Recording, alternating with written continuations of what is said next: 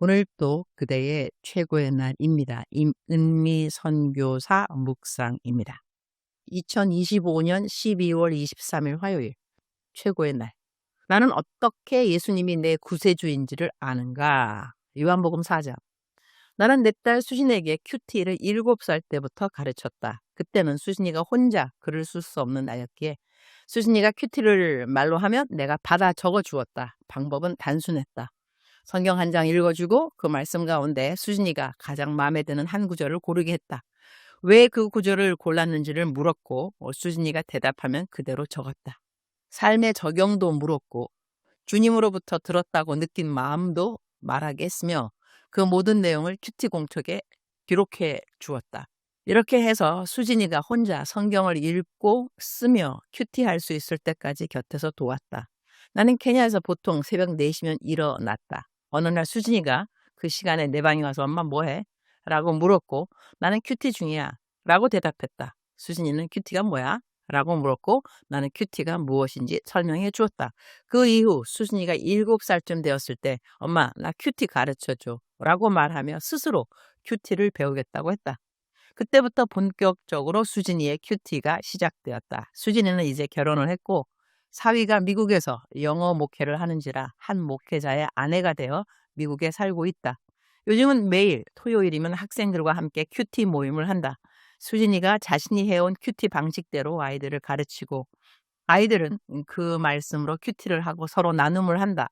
보통 오전 10시에 모여 오후 4시가 넘어서 헤어진다고 한다. 청년들 식사를 꼬박꼬박 잘 챙긴다고 내가 수진이 칭찬 많이 해준다. 주말 토요일에 요즘에 미국에 살고 있는 청년들이 모여 하나님 이야기를 나눈다는 사실 자체가 내게는 큰 감동이다. 너무나 감사한 일이다. 수진이는 매일같이 큐티를 써왔다. 물론 엄마인 나처럼 하루도 거르지 않고 했다고 말할 수는 없겠지만 그래도 꾸준히 큐티를 이어왔다. 나는 수진이의 큐티를 영어로 나누고 싶어 하는 사람들을 위해 따로 큐티방을 만들었고 수진이는 큐티를 할 때마다 그 방에 글을 올렸다. 그 큐티 글을 보면 나는 이걸로 책을 한번 만들어 보자 하는 생각을 하게 되었다. 케냐의 고등학생들에게 나눌 수 있는 큐티 책을 만들어 보자는 마음이었다. 그래서 수진이가 쓴 큐티 중 일부를 선별했고 케냐에서 중고등학교 사역을 하고 있는 사이먼 전도사에게 출판 가능성을 부탁했다. 출간 과정은 생각보다 복잡했다.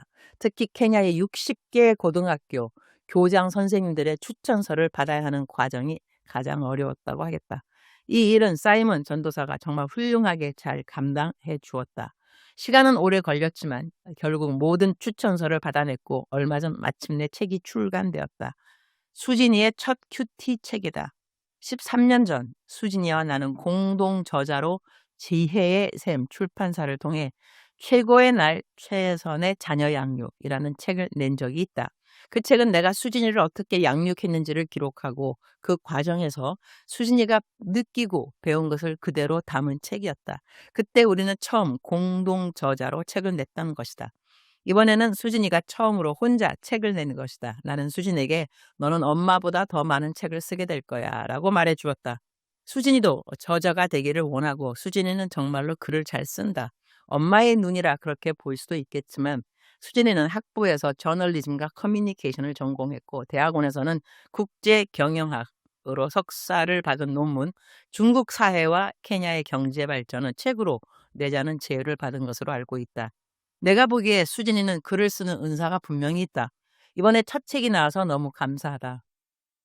이 책은 케냐의 고등학교에 배포될 예정이다. 우선 1000권만 제작했고 학생들의 반응을 본 후에 더 넓게 나눌 수 있을지를 기도하며 지켜보려고 한다. 하나님께서 그 길을 열어주실 것이라고 믿는다.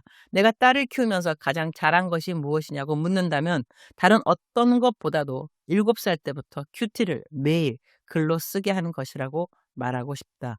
하나님을 스스로 알도록 하나님의 음성을 듣고 하나님과 소통할 줄 알도록 하나님이 자신의 삶에서 어떤 분이신지를 매일 배워가도록 그 길을 인도해 준 것이 엄마로서 내가 딸에게 해준 가장 귀한 일이었다고 생각한다. 주님께서 예전에 나를 칭찬하시며 너는 딸을 잘 키웠다. 내가 딸을 잘 키웠다고 말할 수 있는 이유는 너의 딸이 나를 의지하도록 너가 가르쳤기 때문이다 라고 하신 말씀이 기억난다. 우리 그리스도인 부모들이 가장 우선 순위에 두고 우리의 자녀들을 가르쳐야 하는 것이 나는 큐티 습관화라고 믿는다. 하나님의 말씀을 각자의 삶에 적용할 줄 아는 매일의 삶, 하나님과 직접 소통할 수 있는 길을 가르쳐 주는 것이 가장 중요하다고 나는 믿는다. 우리말 성경 요한복음 4장입니다. 본문 말씀에 있는 몇 구절을 발췌했습니다. 그리하여 예수께서는 사마리아의 수가라는 마을로 들어가셨습니다. 그곳은 옛날 야곱이 자기 아들 요셉에게 준 땅과 가까웠으며 야곱의 운물이 거기에 있었습니다. 여행으로 피곤해진 예수께서는 그 운물 곁에 앉으셨습니다. 그때가 낮 12시쯤이었습니다. 한 사마리아 여인이 물을 들러 나왔습니다. 중간 생략하겠습니다. 여인이 예수께 대답했습니다. 저는 남편이 없습니다. 예수께서 여인에게 말씀하셨습니다. 내가 남편이 없다고 한 말이 맞다. 실은 전에 너에게 남편이 5이나 있었고 지금 함께 사는 남자도 너 남편이 아니니 너가 지금 한 말이 맞구나. 여인이 예수께 말했습니다. 선생님, 제가 보니 당신은 예언자이십니다. 여인은 물 항아리를 내버려 둔 채 마을로 돌아가 사람들에게 말했습니다. 와서 내 과거를 모두 말해준 사람을 보십시오. 이분이 그리스도가 아니겠습니까? 사람들이 말에서 나와 예수께로 나아갔습니다. 예수님이 만난 이 여인이 예수님을 믿게 된 이유는 예수님이 자신의 모든 과거를 말해주신 분이었기 때문이다. 그래서 여인은 동네 사람들에게 이분이 메시아라고 말한다. 자기의 과거를 아시는 예수님, 곧 자기를 아시는 예수님이라는 고백이다. 나는 많은 사람들을 위해 기도해 왔는데 그중 대부분은 내가 알지 못하는 사람들이었다. 특히 처음 만난 교회 성도들이나 누군가의 소개로 기도를 부탁받을 때가 그렇다. 그 자리에서 하나님께서 주시는 말씀 가운데 자주 등장하는 것이 그들의 과거에 대한 말씀이었다. 그 말씀을 들은 사람들은 거의 예외 없이 운다. 그들이 공통적으로 하는 말은 이것이다. 하나님이 나를 아시는구나. 하나님은 우리의 과거를 아시고 현재를 아시며 미래를 아시는 분이시다. 과거와 현재와 미래를 아실 뿐 아니라 우리의 영생에 대해서도 아시고 우리가 영생을 받을 수 있는지 없는지까지도 아시며 과거에 지은 모든 죄를 용서하실 수 있는 분이시다. 예수님은 우리의 과거와 현재와 미래 모두의 주인이시며 우리의 구원자이시다. 주님, 오늘도 최고의 날입니다.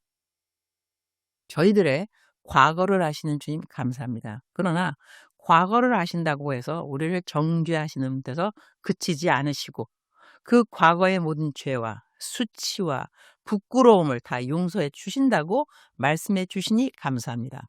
또한 현재 우리의 삶에서 우리가 홀로 있는 고아가 아니라 주님께서 동행해 주신다고 말씀해 주시니 그것 또한 감사합니다.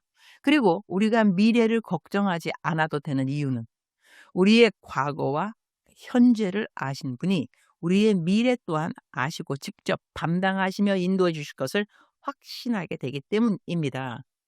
저희들의 미래에도 우리 하나님은 구원자가 되십니다. 정말로 감사합니다. 주님, 오늘 또 저는 만남 사역이 있고 해야 할 사역들이 많습니다. 지치지 않도록 저를 도와주시고 특히 무겁고 복잡한 상담들을 가지고 오는 분들을 제가 다 만나주지 못하고 다 충분히 위로해 주지 못하는 상황을 주님께서 아시오니 주님께서 친히 그들의 마음을 위로해 주시고 지혜를 부어주시기를 기도합니다. 특별히 가정학대와 폭력, 알코올로 인한 문제들은 제가 단번에 해결책을 줄 수 있는 영역이 아님을 고백합니다. 그러니 주님, 제가 맡게 되는 모든 상담 케이스마다 주님께서 지혜를 주시고 제가 지치지 않도록 붙들어 주옵소서. 주님 사랑합니다. 주님 감사합니다. 오늘도 우리 주님 저를 보시면서 하루 종일 기쁨을 넘어서 감동을 받으시면 참 좋겠습니다. 외우면 좋은 말씀 요한복음 4장 29절 와서 내 과거를 모두 말해준 사람을 보십시오. 이분이 그리스도가 아니겠습니까? 사랑하는 그대여 출석 부르고 있습니다. 대답하셨나요? 새해가 그야말로 문 앞에 있습니다.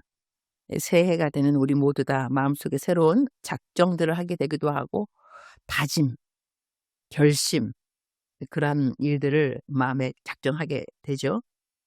무엇보다 중요한 것은 주님께서 이전 것은 지나갔으니 보라 새 것이 되었도다. 우리 스스로도 우리의 과거의 죄를 우리 스스로가 용서하는 것도 필요하다고 하겠습니다. 언제까지 이전에 했던 수치스러운 일, 부끄러운 일, 잘못된 일, 자책하고 또 자책하고 회개한 것 또 회개하고 회개한 것을 또 회개한다는 것은 하나님이 나를 용서해 주었다는 거기에 믿음이 없다는 것이죠.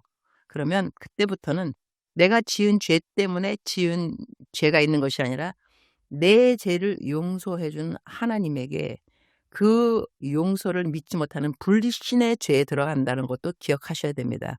불신인 것이죠.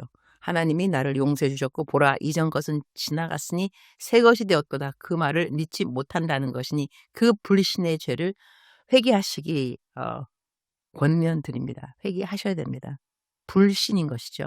이제 믿으시고 정말로 하나님께서 내 모든 수치, 모든 과거 잊어주셨구나, 용서하셨구나, 새롭게 살 수 있구나, 새로운 피조물이구나 그러한 마음가짐이 하나님을 더 기쁘게 한다는 것을 명심하시면 참 좋겠습니다. 사랑하는 그대여 힘내시기를. 사랑하는 그대여 사랑합니다. 사랑하는 그대여 축복합니다. 오늘도 그대의 최고의 날입니다.